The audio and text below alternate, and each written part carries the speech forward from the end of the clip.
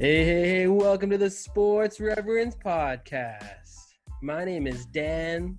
And my name's Drew. We're no experts, but we are the Sports Reverends.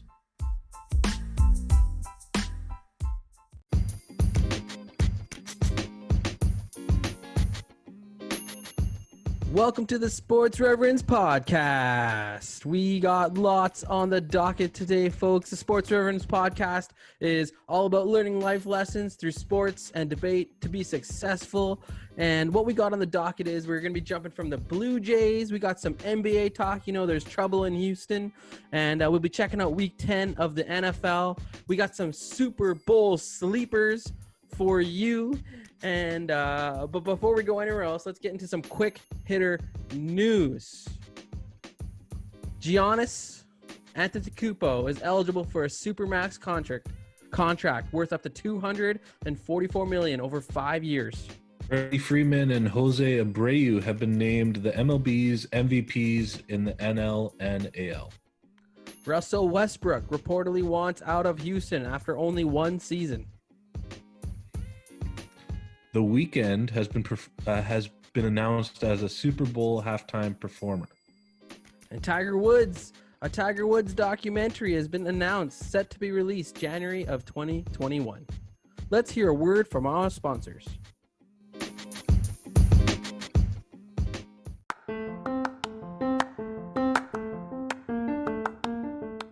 Have you ever thought about how well your investments are performing? Have you wanted to understand how the stock market works and how you can look after your financial future, but have been unsure of where or even how to get started?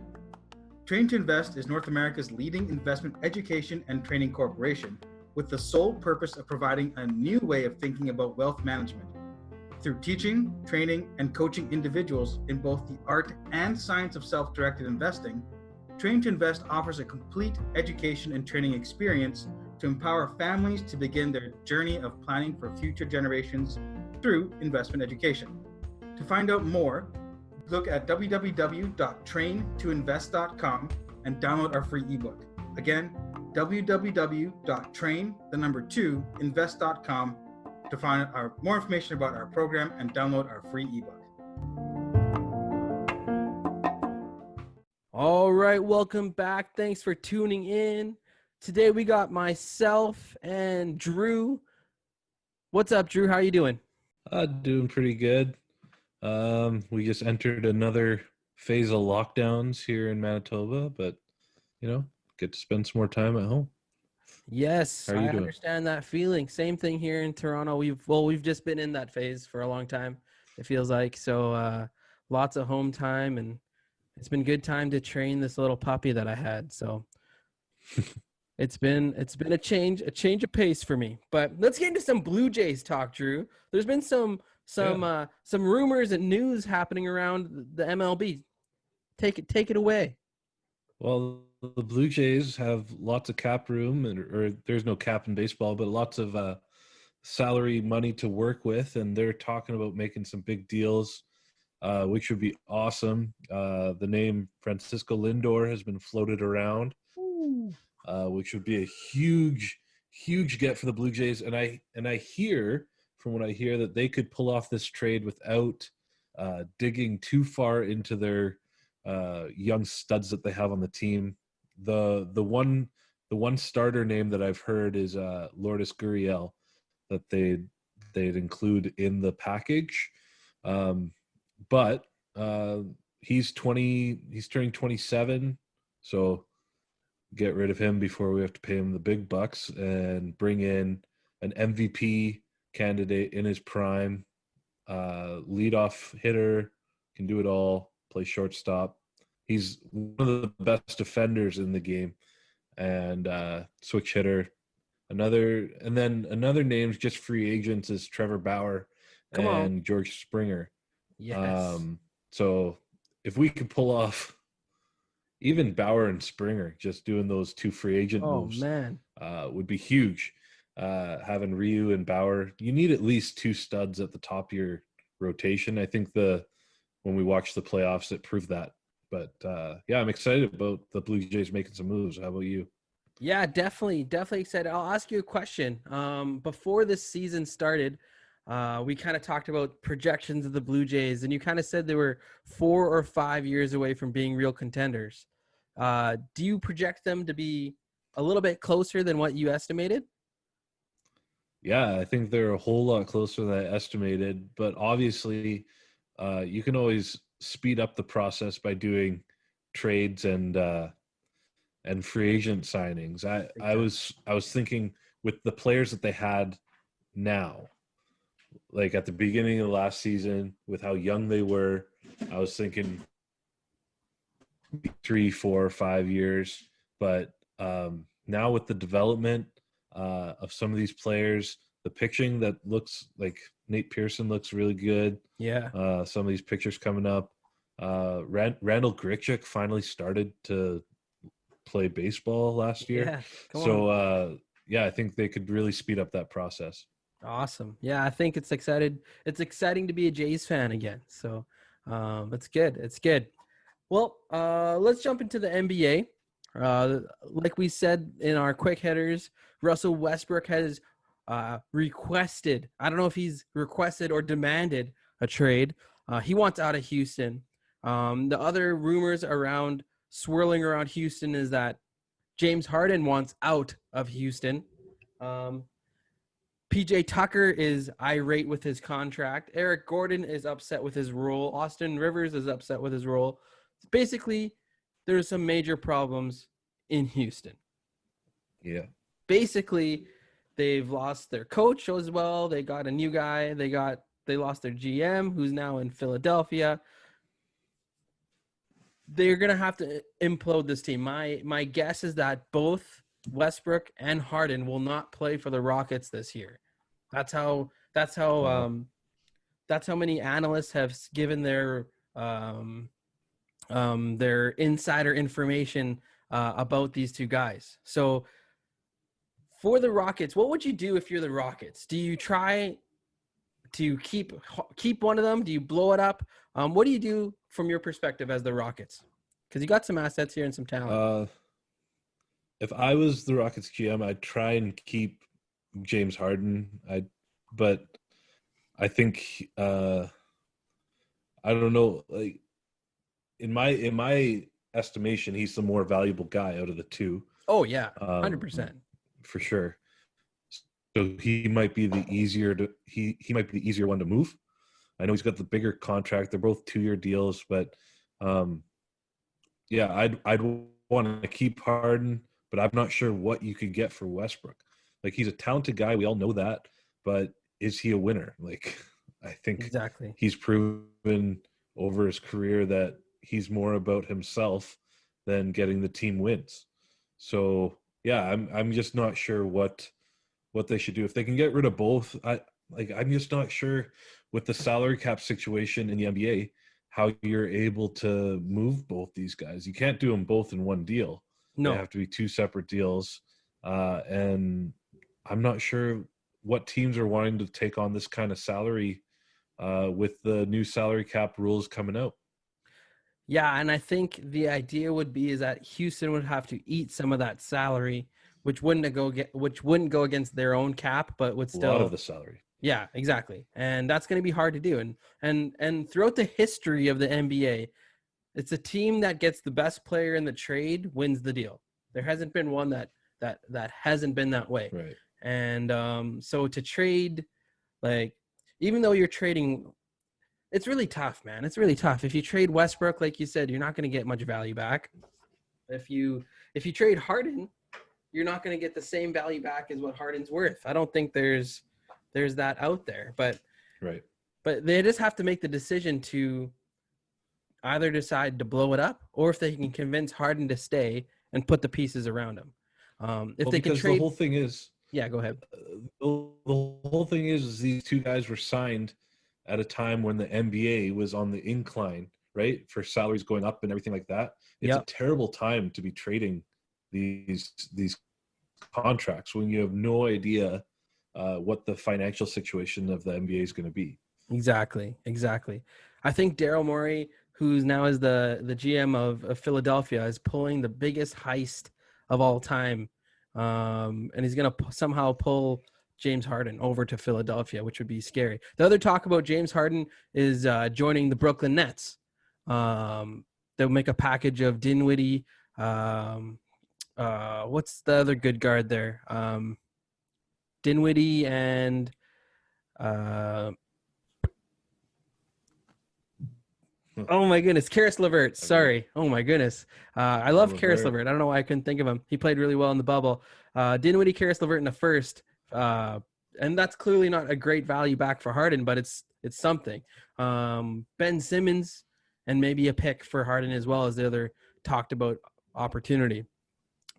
For Westbrook, I don't know what you get back for Westbrook. Like, do you get enough pieces to build around Harden? I don't know. But all I know is that Houston, we have a problem, man. So they got to blow it up. They've been in trouble ever since they got rid of Capella. I feel like. Yeah. Like Clint Capella is a good player, and there's not many centers, like athletic centers like that, who can do what he does and stop at the rim, get you your dunks and rebounds. I thought they got fleeced on that deal. Yeah, big time. I actually like what Atlanta's building. Yeah, Atlanta's the pieces good that they have. The future for sure. They got the 3-and-D guys. They're athletic and long. I like John Collins. Collins is a good player. Exactly, and DeAndre Hunter and Cam Reddish, they're good side pieces there too. So yeah, Atlanta's pretty good. Okay, that's good for NBA talk. We'll see what Houston does. We'll keep everyone up to date. Before we go anywhere else, we're gonna hit the NFL, but let's hear another word from our sponsors.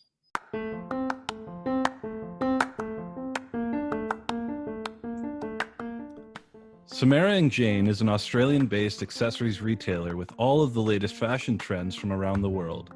Ladies, update your style game with gorgeous earrings, necklaces, and other jewelry for affordable prices. And guys, you can shop for that special lady in your life too.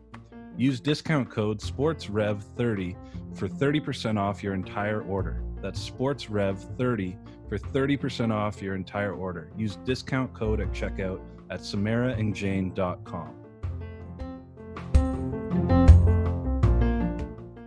All right, welcome back to the Sports Reverends podcast. We're into the NFL, and a question that's been going around this last week and a half has been about Lamar Jackson. Is he a star QB?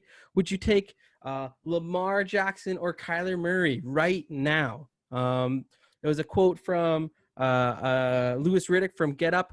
He said, right now, if Kyler Murray would be playing for the Baltimore Ravens, they'd have a way better chance at a championship than with Lamar Jackson. And I thought that's a big statement. And he's not necessarily wrong, but I'll let you start, Drew. Yeah, it's always interesting. And just as throwing it out there, Lamar Jackson is the Madden cover athlete this year, and there seems to be always this Madden curse that goes along with it. Yeah. So who knows if that's coming into play, but I think we all saw this coming. With the style of play that Lamar Jackson has. We always seem to have these quarterbacks that come out and play this style for a year or two, and it catches everyone off guard, and they seem to be super good. We saw this, I think it was Nick Foles' first year in Philly. Right. He came out and was a star, but once defenses can adjust to what you're going to do, then they're shut down. We saw it with Michael Vick, even though Michael Vick was good for a while, and then he developed pretty decent. He developed, but Lamar Jackson, the unfair comparison here is the weapons. Right. We're talking about DeAndre Hopkins versus who's their best receiver there, Marquise Brown. Yeah. Like that's what we're talking about, right? Like if you gave Lamar DeAndre Hopkins, would he look a lot better? Yeah.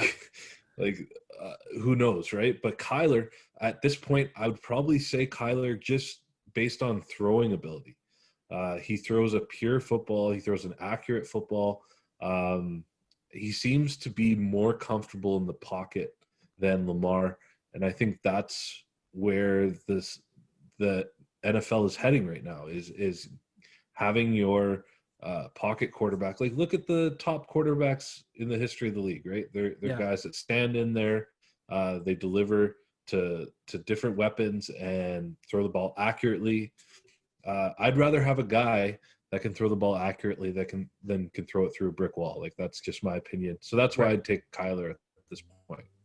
Yeah, I think I agree with you. Hopkins makes everyone look a lot better, but you see Kyler Murray elevate other players too, like Christian Kirk. And there was a guy that was, when Christian Kirk was hurt, Isabella. Yeah, exactly. He was elevated. It does help having Larry Fitzgerald there as well. I won't lie. Yeah. But still, their run game is not like it's like amazing in Arizona, right? So And their offense is terrible. Exactly. So I think I'll lean towards you. Kyler Murray is on a better projection than Lamar Jackson, and that's a scary thing to say because Kyler. Fun fact for you, actually, fantasy wise, Kyler Murray, through the first 8 games of the season, with touchdowns being 4 points, has the most fantasy points ever in the history of the NFL as a quarterback, which is insane. So it kind of shows how great he's playing right now. Yeah, I think he's got the highest floor of any quarterback in fantasy football right now, just based on what he does with his legs. And you can pencil in DeAndre Hopkins for 10 catches and 100 yards every week. So yeah, exactly. Like, that's just what he's getting you. It's unbelievable. And I like what you said, though, like being able to stand in the pocket, have pocket presence, and dominate from there is still so key for the NFL quarterbacks. Being able to run is just an addition, right? It's a nice add-on, and it helps you. And if they can move within the pocket and avoid tackles like Kyler Murray does or Deshaun Watson does, that's like just elevates them to a whole nother level for me. But I'm definitely with you. Let's go with Kyler. Yeah, you need to be a quarterback that can run, not a running quarterback. Exactly. Like, I feel like that's the distinction, right? When you look at the best quarterbacks, right? Like Russell Wilson is a quarterback who can move. Exactly. Like, he scored his never first think of him touchdown last week as a scramble. Yeah, like you never think of him as a scrambling quarterback, right? But he's agile. Same thing with Mahomes, right? Big time. Mahomes can run, but you think of him as a quarterback first. Lamar Jackson, you think almost as he's a runner. He's a runner first. That's most effective when he runs, which hasn't been a tale of success. All right, so things got a little heated last week talking about young quarterbacks in the Brady Belichick saga. Things may have taken a turn towards Drew's standpoint. Drew's standpoint is Belichick is winning this race, and he will ultimately win this race. I don't know why I'm on, but I am on it, Tom Brady's side, and I think Tom Brady is great, and he has proven that until this last week, until this horrendous, abysmal showing against the New Orleans Saints. And I'll let you start, Drew. I'll let you wag your tail a little. Yeah, well, it was supposed to be the clash of these two old veteran quarterbacks. They're both going after the most touchdown. They're going back and forth who has the most touchdowns. And I think Drew Brees just came out and outclassed him. Big time. Seriously, and considering it was Drew Brees' first week back with Michael Thomas, right. That was something to watch for. But you can't, Tom Brady still has more weapons than Drew Brees does, and he couldn't get anything going.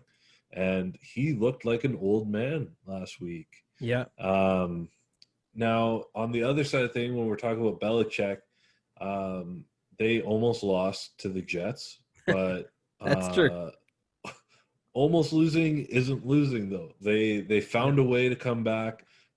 Cam Newton somehow got out of a couple sacks there. He looked like some plays you sort of saw that's the MVP of 5 years ago, Superman. right? Like you sort of saw glimpses of it. And without preseason games, I think McDaniels is still trying to mold Cam into what he needs to be. And Cam was signed late in the offseason as well.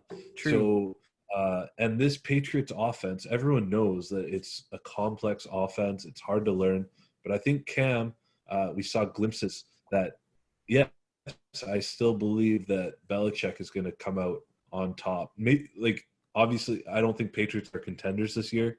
But I think considering the weapons, considering what Belichick had to deal with, like lack of weapons and people sitting out this year, I think when you look back at this year, I think people will say Belichick did more with what he had than Brady did with what he had. Yeah, and there's literally no excuses for the Bucs because Godwin was back.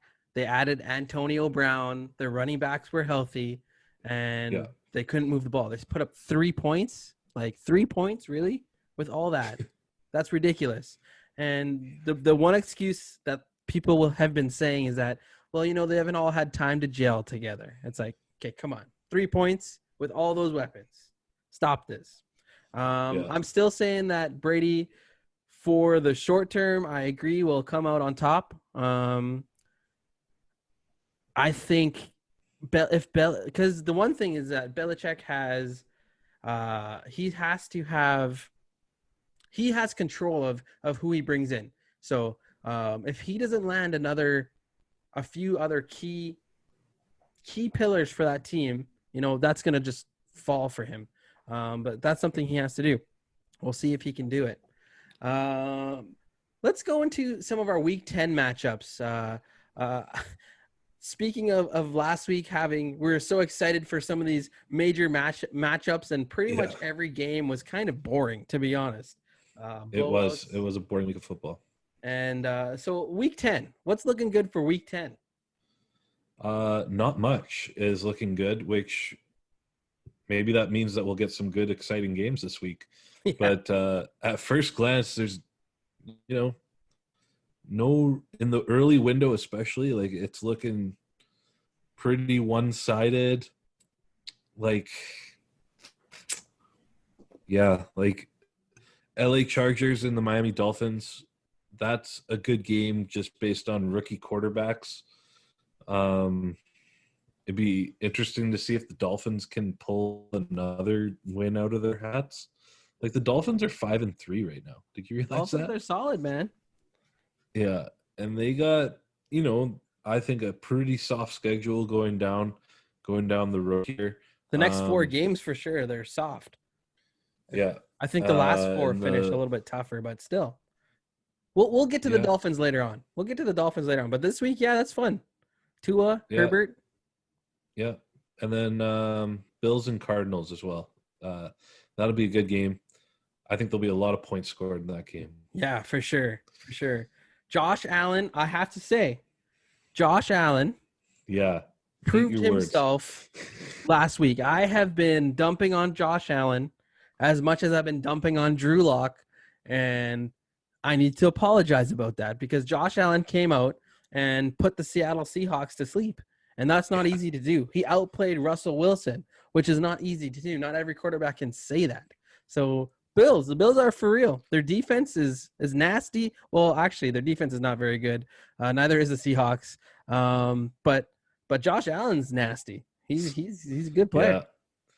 Yeah. Well, I knew coming into this year, you add Stephon Diggs to that offense. Like Josh Allen just keeps getting better and better and better, and you give him a weapon like Stephon Diggs. Yeah. Who's leading, great receiver. Yeah. Right. He's leading in yards, right? Yeah, well, he was a great receiver when he played in Minnesota with another great receiver. Yeah. So you put him on a team where he's the number one clear-cut Devontae Adams type situation, right? Right. Like everyone else is just guys around him. Yeah. Like yeah. That's basically what kind of situation he's in. Yeah, I like that they have a second receiver that's John Brown's okay. Yeah, he's like a solid second to me. And Cole Beasley's good in the slot. Exactly, right? They have good. It's a good fit around them, and I like I like Zach Moss as their up and coming rookie running back. I like him better than Singletary. He's good he's good off the run, and and being able to catch it on dumps there too. So They finally have Dawson Knox back. Their tight end. Yeah, for sure. So He's solid. and that's a bigger part of the game that people don't realize, that the tight ends are becoming more important. Yeah, And, big time. And teams having more than one as well. For sure. I guess one of the other games this week is happening right now. That's it's pretty good. Tennessee and Indianapolis is actually a big game. It's going on right now. It's in the third quarter and it's tight. 20-17 for the Colts right now. So I'd add that into our Week 10 matchups to be in touch with. So we were mentioning Miami. I'll probably start there. For sure. But we're going to talk about some of these Super Bowl sleeper teams. And for me, I have Miami right there. Miami's defense is so aggressive and so they're very good. And with Tua getting better, with Tua growing and the weapons they have, hopefully Gaskin will be back in a couple weeks. They will have a pretty good shot with that defense and a competent quarterback who knows how to handle pressure, at least at the college level. He's going to keep getting better, and they might have enough weapons to make a shot at being a Super Bowl contender. What are your thoughts? Yeah, I've liked Miami since the beginning of the year. Personally, I like them better with Fitzgerald than Tua. Fair enough. Some of the reports that I've heard is that Tua is just auditioning for a job here. Like they're actually not sold on Tua. That's not confirmed. That's just reports I've heard. Right. And that they were actually worried about winning too many games with Fitzgerald. And that's why they went to Tua. Fitzpatrick. Yeah. Or yeah, not Fitzgerald, Fitzpatrick. For sure. Fitzpatrick was balling out. Yeah. And that's actually a report that I heard, that they were worried about winning too many games because they still want to have a chance if they figure that Tua is not the guy, right? To pick someone else. But that could be thrown out the window now with them being 5-3 and their division sort of falling apart. Exactly. So I think like the idea behind them starting Tua is that they know Fitzpatrick, what they're going to get from him. They know that he can take them so far to probably even make the playoffs and maybe even win a playoff game. But they're hoping that Tua can be the guy that elevates them even more, right? Give him a chance to go. Obviously, we haven't seen we saw his sturdiness this last game, but we haven't seen him elevate. But obviously, this is going to be game number 2. So 2 or 3, whatever it is. So give him time. We'll see. He's got time. The next 4 games they got a weak schedule, so this could be really good for him.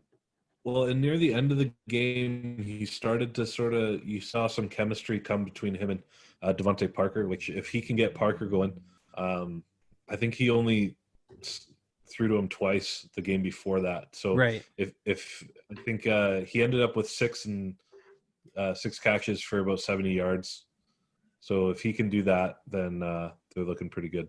For sure. And then we won't look as bad with our top 5 fantasy receivers that we talked about last year. People have been dogging us for that. For and because Devontae Parker is a real deal. I love Devontae Parker. Okay. What do you have any off the top of or that you have of Super Bowl sleepers? Well, I could say one that's playing right now too, in the Colts. Their defense looks like it's the real deal, and if I'd love to see Phillip Rivers get a Super Bowl, but the one I was thinking right off the top of my head was the Raiders. No way. I think people sleep on the Raiders. And, 100%. Derek Carr is a good quarterback. I think I'm going to keep repeating myself every week until people understand that Derek Carr is really good. We need to have a clip saying each week that you say that. Yeah. With his weapons that he has, Ruggs, Waller, they've got a solid offensive line. Josh Jacobs. He's picking it up now, Jacobs. Finally. And their defense is solid and young. And they're going to keep getting better. And people love playing for John Gruden. He's going to motivate that team. If they make the playoffs, I would not want to play the Raiders. 100%. I said no way when you said that because that is the other team I have written down as a sleeper to make it to the Super Bowl. Imagine trading away Khalil Mack and your defense still being that good. Yeah, it's unreal. Unreal. I'm on board with that for sure. You have anyone else for Super Bowl sleepers? I'm just trying to see in the NFC if there's anyone. There's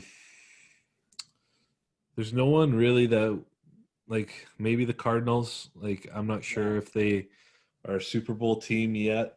Their defense is not very good, but they score enough points that maybe that doesn't matter. Yeah. And in the NFC, a dominant defense, really. I think Tampa Bay was considered to be the closest thing to a dominant defense. Right. And we saw what New Orleans Saints did to that with their leading receiver being Taysom Hill. Yeah. Like, that's crazy. So yeah, Arizona has a chance, especially coming out of that division.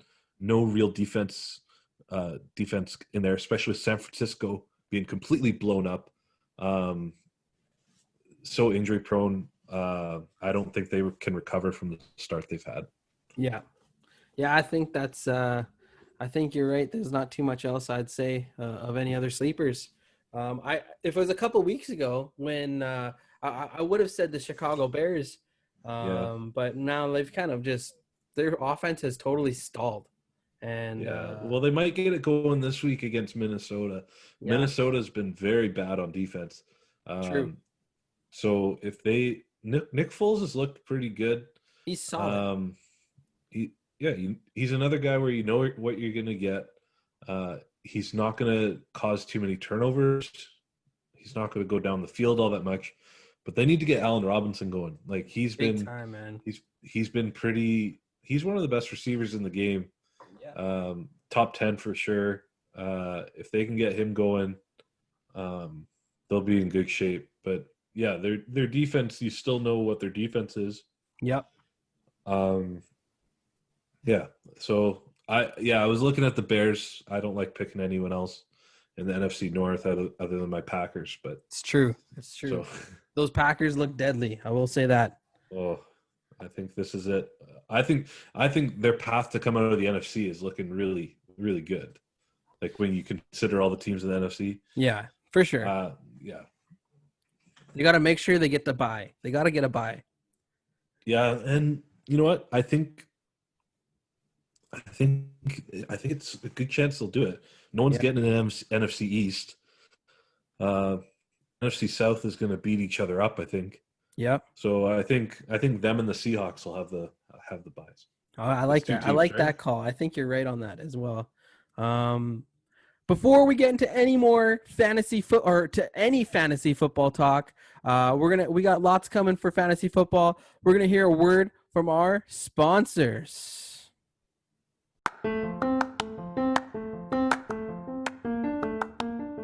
With no sports to watch on TV, esports have been shooting off the charts. What are esports, you may ask? Well, basically, it's competitive video gaming. Esports are fun to watch, and my favorite gamer to watch is a guy named Vandalize. Vandalize plays a variety of consoles and games, including the new Call of Duty Modern Warfare and Super Smash Bros. Ultimate. What makes him so unique is that he plays these games with the controller upside down. It is a talent unlike any other. You can check his Twitch stream out, and you can find the link in the Sports Reverends Instagram bio, or you can search him up on Twitch, Vandalized, with 2 Z's or Z's. His control will be upside down. Welcome back. It's time for some fantasy football. Me and Drew, we love fantasy football. Yeah. And thank you for sending in questions. We'll pick a couple from some of our followers that have sent us some questions from our Instagram DMs. One of our followers has been loyal. He sent a question. He's in an 8-team league. He has 2 running backs as his main 2 backs, Joe Mixon, Miles Sanders. He doesn't know what to do. Should he trade? Should he hold? Should he pick him up from free agency? There's been injury woes. They've had some big weeks, but then lots of inconsistency. What should he do? I'll let Drew go first. Well, my whole thing is in an 18 league, you should be able to find some good running backs even on the waiver wire. Like you should be able to find someone. Mixon hasn't played in a couple of weeks. Sanders has been hurt on and off all year. We play in an 18 league, and I'm just seeing guys right now. Like this is recency bias, but Naeem Hines is still available. 28 points today. But even if you wanted to look for flex players, like you can find players. I'm sure you can find traders, suitors for those trades. Now I don't know if this is a keeper league, or do we know that, or It's not a keeper league. not a keeper league? Yeah. So if you can even package both of those, get a number one running back, and then sign someone off the waiver wire, like I think that's what I would do. I don't like Mixon. I got auto drafted Joe Mixon, and I was so upset this year in our auction league draft. I would have never bid on him, never in a million years. Yeah, What would you do? I think I'm pretty much in line with you there, Drew. If you are worried about the injuries, you can't just go ahead and drop them. You got to, at the very minimum, hold them and pick up off the waiver wire. For sure, like Sanders is back this week. Mixon should be back in the next week. And I think Sanders is a pretty consistent back for the Eagles. Makes me sick saying that, but he puts up his numbers. And you know what you're going to get from Mixon when he plays. So obviously, if there's a trade package available for an upgrade in the back, if you can even trade them both, but like Drew said, do that. But right now, if you can't find anything in a trade, you got to hold on to them, pick up off the waiver wire, and they're kind of like backs when they play that you know that they're going to be not not like give you the best numbers ever, but they'll give you consistent numbers. All right, so there's that for that. Our next question, I think this was aimed at me. It's a 12-team Superflex league. Is it advisable to trade the Patrick Mahomes to improve your roster? I'll just give you a little bit of background, okay? Someone took a shot here. This is they sent this in because this is what I did. Okay, I have in our league you can have two quarterbacks starting, and right now I have Deshaun Watson, I had Patrick Mahomes, and I had Ryan Tannehill. So basically, I had a lot of running backs and receivers injured. So I decided I'm going to put Mahomes out there. I'm just going to drop that bomb, put him on the trade block, and see who's going to offer me the best deal. And there's been some low ball offers, some really low ball offers for Mahomes, and I didn't even look at those. But then someone offered me Julio Jones, Austin Eckler, and DeAndre Swift from the rookie from the Detroit Lions. And I was like, okay, I already have two quarterbacks. They're going to be my roster. To have three more guys that can come back and fill up my roster, I was like, yeah, I'm pulling that trigger. Drew, give me the truth. What do you think of that? I was skeptical at first when I saw that trade when you said Mahomes was available, but seeing what you got and seeing the quarterbacks you had already, I think you came out way ahead in that deal, and I would have pulled the trigger on it any day of the week. All right. There it is. There it is, Paul Ford. Read and weep. We got to take Paul Ford down, by the way. He's up in the tops there in our league. So we'll see. We'll keep you guys up to date to see how we do in that. I wanted to do our final fantasy football segment called Starts of the Week. Is there any so we're looking at obvious, not looking at the obvious starters. Like obviously you start Aaron Rodgers or the guys that are really good, okay? Yeah. We're looking at starts of the week that are Off going the to board. Exactly. So, Drew, do you want me to start or you start? Well, I got one that's way off the board. Okay. We're going to Chicago against Minnesota. Okay. David Montgomery is hurt. and I got Cordarrelle Patterson coming in there. Yeah, I like that. You can play him at wide receiver or running back, and Combo. they use him as a Swiss Army knife up there. Super fast, big body, and Minnesota's defense, as we said earlier, has been terrible. So I'm looking to get him some. If he can give me 10 to 12 points, I'd be happy with that. Big time. That's a bold pick. I like that. A true flex player right there. My start of the week, I'm going a little off the cuff here, but I'm going Jared Goff versus the Seattle Seahawks. 5 QBs have scored 28 plus points for Seattle in 8 games. Kyler Murray, Josh Allen have scored 40 plus in 2 of the past 3 weeks. This should be Goff's 4th game of 28 plus points this year. So I'm saying Jared Goff. Jared Goff. I'm always hesitant to play Jared Goff. Oh yeah, me too. They're so up and down, like consistency wise. If you've been burying Jarvis Landry on your bench, this week is a week I'd say with OBJ down.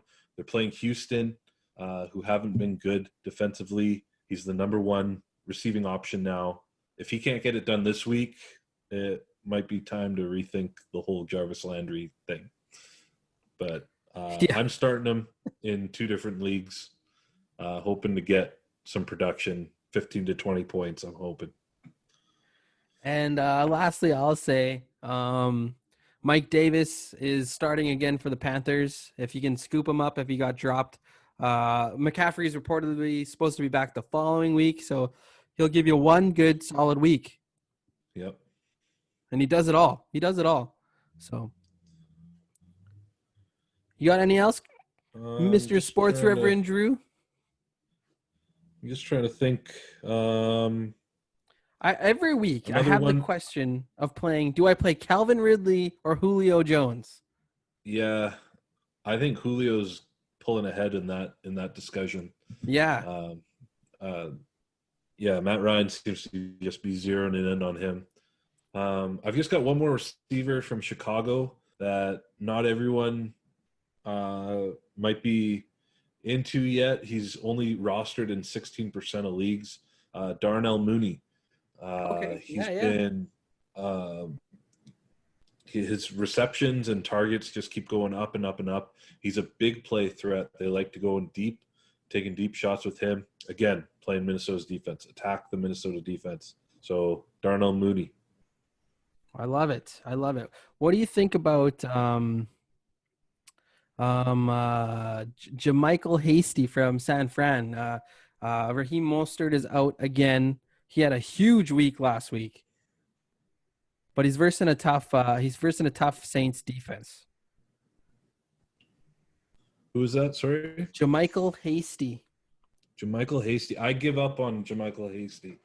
I tried him for 3 weeks, and I think last week he got 2 fantasy points. I'm done with JaMychal Hasty. You can try him if you want to, though. The big night. Sorry, that I meant from San Fran last week was Richie James is the wide receiver for San Fran. Do you think he's a keeper, or is he just gonna? Was that just a one That's just one off. That's one off. That's they got. I think Deebo Samuel once he's back, and I think Brandon Ayuk's back this week. Yeah, both those guys are. Yeah, it's a splash in the pan. It's not. Yeah. It's not going to happen. Yeah, right. You're probably right. All right. I think that's it for this week, folks. Thanks for tuning in. Thanks for sending in your fantasy sports questions. If we didn't get to it on the pod, we'll send you the messages directly and through email. So please continue to send those in every week. It's so fun for us to help you grow your fantasy team and do better. Drew, why don't you talk to us about our socials? Yeah, check us out. Social media, Facebook, Twitter, Instagram, whatever you want. What, did I say something wrong? No. I was just looking at the football game as the type. For anyone that's listening in, I gave Drew a very nasty look because I was watching the Titans football game right now, and he just missed the field goal. Just a big field goal would have I brought thought them I in missed within a a field touchdown. goal up here. No, well, you but did check good. us out on social media. Like, subscribe, interact with us. Tell us what you want to hear. Ask us questions. We'll try and answer them. But yeah. And also check out our website. Yeah. It's revamped. All the cool stuff is there. You can check out the podcast as well. Obviously, make sure you download it. Hit the like button, subscribe button. We appreciate the share button as well. Continue to share us. We really appreciate that. We appreciate you for tuning in as well. We're going to keep our prayers up for the coach. As you notice, is a lot quieter this pod because the coach wasn't here shouting at us. Coach has some medical issues. We'll just say it's not major, but he just got to go through something, and he'll be back next week. Wishing you the best, Coach. Keeping you in our prayers. We love you guys, and peace out. Peace.